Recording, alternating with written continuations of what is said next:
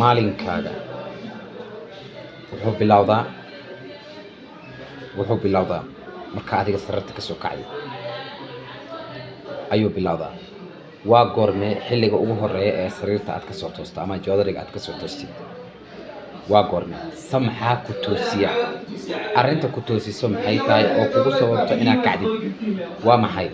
maxaa kaa dhiga mid hurdada ay ka kacdo ama ay hurdada ay ka boodo? maxaa kaa dhigo? maalinkaaga waxaa qiimeeyo waxa adiga hurdada kaa toosiyo. waa su'aale, adiga maxaa hurdada kaa toosiyo? aniga mahad ahaan hurdada waxaa iga toosiyo raaligelinta rabbigayga.